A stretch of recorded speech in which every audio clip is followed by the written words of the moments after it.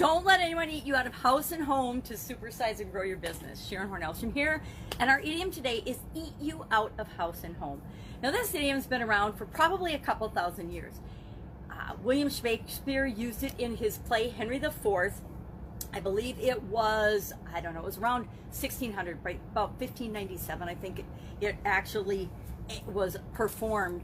And in, I don't know, probably the second scene or something, or the part 2, scene 1, act 2, I don't remember how they divided it up, but anyway, there's a landlady, and they call her mistress, and she's complaining about her lodger, Sir John Falstaff, and she calls the police, and she wants the police to haul them away, or haul him away, because she says he's eating her out of house and home, and that he has put all of her substance and all of her everything she owns into that big fat belly of his. So it's pretty comical.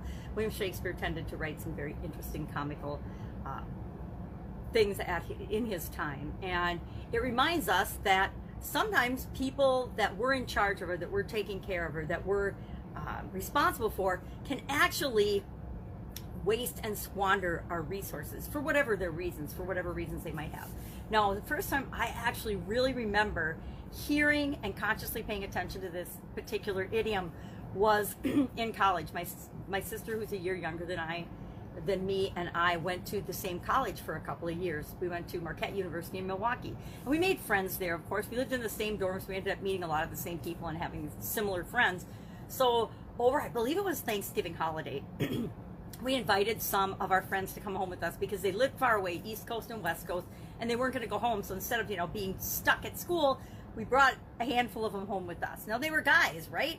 I grew up in a family of all girls, pretty small girls. I mean, I'm 5'1½", and I am the second tallest of my sisters. So small family.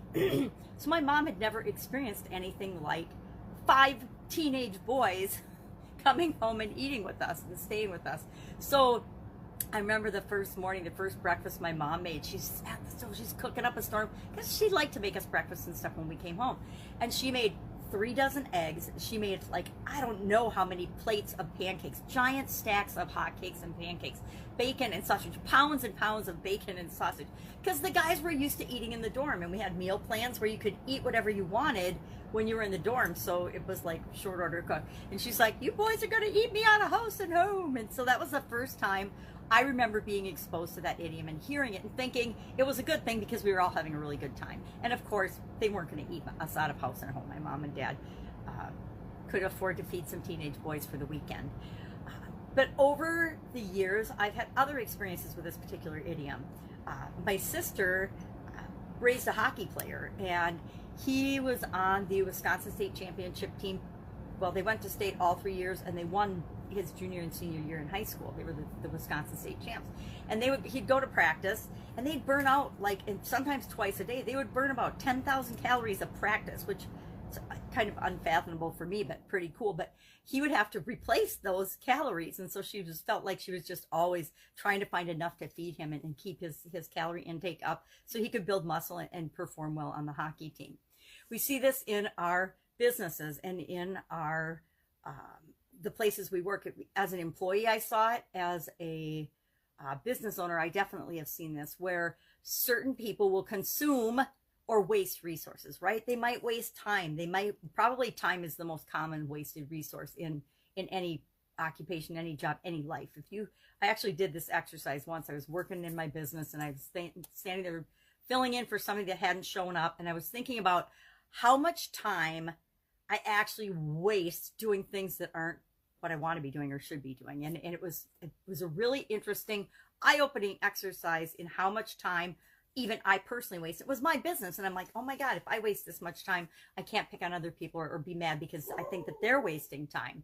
So time is probably, time, and then money or office supplies or not getting bids or wasting raw materials or wasting our talent or our energy are just some ways that we eat ourselves and eat our own businesses out of house and home if we're not managing our resources and paying attention to them.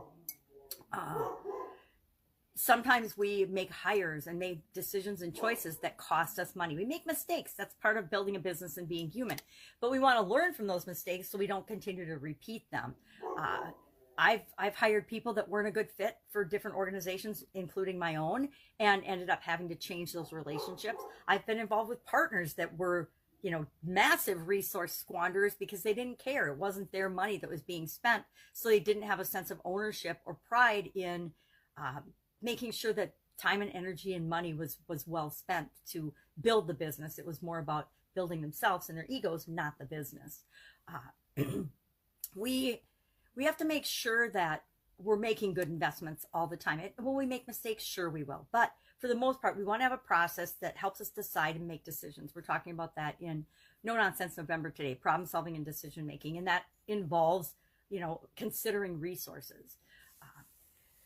Think of, we've all seen examples of this. Think of athletic teams that spend millions or even hundreds of millions of dollars on an athlete that gets injured, within a year or two and ends up not being able to perform or contribute to the team, but they still get paid. Think of actors and actresses that are hired for a huge fee, yet they're so difficult to work with that you wonder if it's worth it. We run into those things on a lesser level in our everyday businesses. And we want to make sure that we're not allowing any person, place, or thing to actually dig away at and eat us out of house and home within our organizations. That's how we make sure that we supersize and grow our business. And as soon as we identify that there's a problem, what do? We go immediately to finding solutions and solving those problems. And there's dozens of different ways you can go about doing that. So I would be curious about your experience with this idiom, eat you out of house and home. Have you ever felt like your kids were going to eat you out of house or home? Have you ever dated anybody that could eat a ton? You're like, oh my God, I can't date this person or marry him because if I do, I'm going to starve and they're going to, we're never going to be able to afford to feed.